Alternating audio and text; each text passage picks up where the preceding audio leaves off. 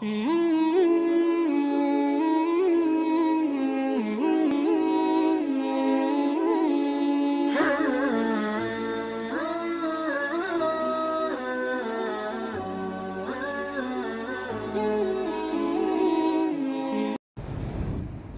ونصلي على رسوله الكريم أما بعد عن أبي هريرة رضي الله تعالى عنه أن رسول الله صلى الله عليه وسلم قال تعرض الأعمال على الله يوم الاثنين والخميس فأحب أن أعرض عملي وأنا صائم۔ نبی کریم صلی اللہ علیہ وسلم کا مبارک ارشاد ہے کہ پیر والے دن اور خمیس والے دن اللہ کی دربار میں بندوں کے اعمال پیش ہوتے ہیں، تو میں اس دن روزہ رکھتا ہوں۔ کیوں روزہ رکھتا ہوں؟ اس لیے روزہ رکھتا ہوں تاکہ میرے اعمال پیش ہوں اس حالت میں کہ میں روزے میں ہوں۔ نبی کریم صلی اللہ علیہ وسلم نے اپنی زندگی میں یوم الخمیس اور یوم الاثنین یعنی پیر والے دن کے روزے کا اہتمام فرمایا ہے۔ آپ کے صحابہ کرام رضی اللہ تعالیٰ عنہم اجمعین نے اس کا اہتمام فرمایا ہے، سلف صالحین نے اس کا اہتمام فرمایا ہے، اللہ کے جو نیک بندے ہیں وہ اس کا اہتمام فرماتے ہیں اب بھی۔ اور اسی طرح ہر مہینے میں 3 دن، یہ بھی نبی کریم صلی اللہ علیہ وسلم کی سنت ہے۔ عام طور پر ایام 20 میں رکھتے تھے، یعنی چاند کی 13ویں 14ویں 15ویں، اور کبھی ایسا بھی ہوتا تھا کہ مہینے کے شروع میں یا آخر میں رکھ لیے، کبھی بھی رکھ لیے۔ تو آپ صلی اللہ علیہ وسلم نے یہ روزے رکھے ہیں، مہینے کے 3 دن بھی اور خمیس کا دن، ہر ہفتے میں خمیس اور پیر والا دن، اور پھر یہ عاشورہ کا روزہ، اس کی بہت بڑی فضیلت، ٹھیک ہے جی، کہ پچھلے سال کے پورے کے گناہ جو ہے نا انسان کے معاف ہو جاتے ہیں۔ اور پھر یوم عرفہ کا روزہ کہ جس کے بارے میں ہے کہ 1 سال پہلے کے 1 سال بعد کے گناہ معاف ہو جاتے ہیں، 2 سال کے روزے۔ پھر شوال کے روزوں کے بارے میں کتنی زبردست فضیلت ہے کہ جس نے شوال کے 6 روزے رمضان کے روزوں کے بعد رکھ لیے، اس نے ایسا کیا جیسے کہ پورے سال کے روزے رکھ لیے۔ تو ان روزوں کا جو ہے نا اہتمام کرنا چاہیے۔ اور پھر یوم الاثنین کے روزوں کے بارے میں ایک دوسری حدیث میں آتا ہے تعرض الاعمال على الله يوم الاثنين والخميس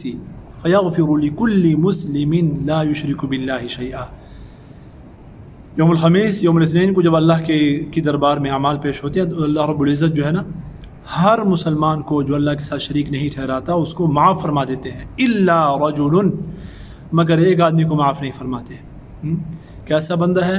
وہ، کیسا بدبخت ہے اور بد نصیب ہے جس کو اللہ رب العزت معاف نہیں فرماتے؟ فرمایا بینہ و بین اخیہ شحنہ، ایسا بندہ کہ جس کی اپنے بھائی کے ساتھ نہیں بنتی، اپنے مسلمان بھائی کے ساتھ نہیں بنتی، اپنے مسلمان بھائی کے ساتھ قطع کلامی کیے ہوئے ہے اور جو ہے نا اس کے ساتھ جھگڑے کی حالت میں ہے، اس کے لیے اپنے دل میں بغض پالا ہوا ہے، حسد اور کینہ جو ہے نا پالا ہوا ہے، اور دل میں منفی جذبات رکھتا ہے، ذہن میں منفی جذبات اس کے لیے رکھتا ہے۔ فرمایا کہ ایسی بندے کی اللہ رب العزت مغفرت نہیں فرماتے، اور فرماتے ہیں فیقول اللہ دعوا هذین حتی یصطلحا، ان دونوں کو چھوڑ دو جب تک کہ آپس میں صلح نہ کر لیں، جب صلح کر لیں گے پھر ان کا معاملہ جو ہے نا دیکھا جائے گا۔ تو میرے محترم دوستو، اس طرف بھی بہت زیادہ توجہ کی ضرورت ہے۔ آج ہمارے دلوں میں پتہ نہیں کیا بھر گیا ہے،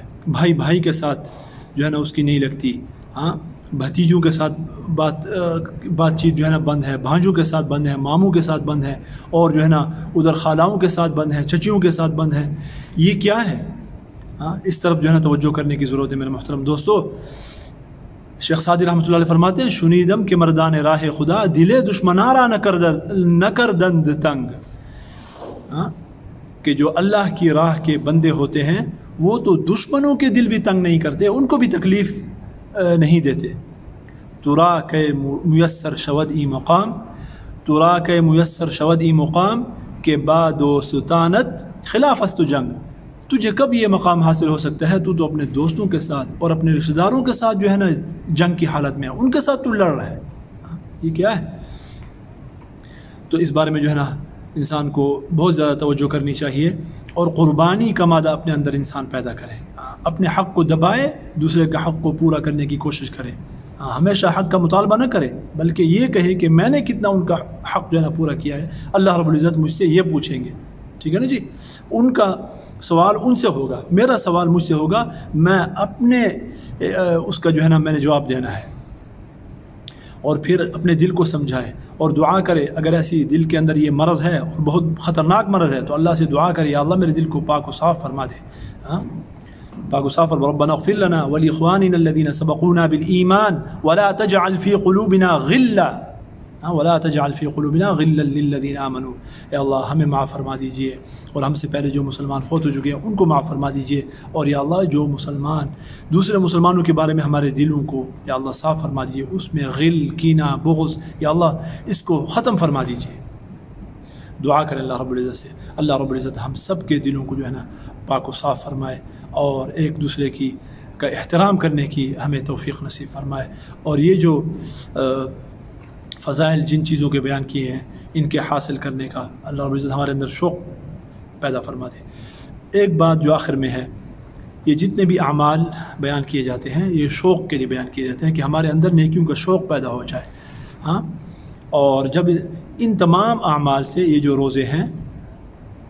1 سال کے یا 2 سال کے، تو علماء فرماتے ہیں کہ اس سے مراد صغیرہ گناہ ہے، ان روزوں سے اور ان اعمال سے صغیرہ گناہ جو ہے نا وہ معاف ہوتے ہیں، جو کبیرہ گناہ ہیں وہ بغیر توبہ کے معاف نہیں ہوتے۔ صغیرہ گناہ ان سے معاف ہو جائیں، لیکن صغیرہ گناہ بھی معاف ہو جائیں تو کیا یہ کم ہے؟ تھوڑا سا بوجھ ہلکا ہو جائے گا گناہ کے بوجھ کی وجہ سے، ہاں، انسان کو جو ہے نا توبہ کی توفیق نہیں ہوتی۔ جب تھوڑا سا بوجھ ہلکا ہو گیا تو اللہ کی ذات عالی سے امید ہے کہ بڑے گناہوں سے توبہ کی توفیق بھی حاصل ہو جائے گی۔ تو بڑے گناہ توبہ سے حاصل ہوں گے، اور توبہ سے جو ہے نا معاف ہوں گے، توبہ سے بڑے گناہ معاف ہوں گے۔ وہ بھی پھر 2 قسم کے ہیں، اگر حقوق اللہ ہے تو اس میں توبہ کریں، سچی توبہ کریں جس کے اندر 3 چیزیں ہوں، ماضی کے اوپر ندامت ہو، جو گناہ کی یا اللہ میں نے بہت غلط کیا، اور مستقبل میں پختہ عزم ہو کہ میں نے دوبارہ اس گناہ کی طرف نہیں لوٹنا، نہیں کرنا، اور حال کے اندر اس گناہ کو چھوڑ دے۔ ایسا نہیں ہے کہ شراب کا پیالہ جو ہے نا منہ میں اور کہہ رہے میری توبہ، یہ کیا توبہ ہو گئی، ٹھیک ہے؟ تو حال کے اندر گناہ کو چھوڑ دے، یہ ہے توبہ نصوح اور پختہ توبہ جس کو اللہ رب العزت جو ہے نا قبول فرماتے ہیں۔ یا تو اگر اللہ رب العزت کے حقوق کے ساتھ تعلق ہے تو اس میں جو ہے نا توبہ کر لے اللہ رب العزت سے، اور اگر بندوں کا حق ہے تو بندوں کا حق مارنا یہ الگ گناہ ہے، تو اس گناہ سے توبہ کرے کہ یا اللہ میں نے بندوں کا حق مارا، اور جو ان کا حق مارا ہے یا بندوں کے اوپر جو ہے نا ظلم کیا ہے، زیادتی کی ہے، یا کسی کا جو ہے نا مال کھایا ہے، حق دبایا ہے، وہ حق یا تو واپس کرے یا پھر معاف کرائے، تب جا کر جو ہے نا وہ کبیرہ گناہ وہ معاف ہوں گے۔ اللہ رب العزت ہم سب کو دین کی صحیح سمجھ عطا فرمائے۔ وآخر دعوانا ان الحمد للہ رب العالمین۔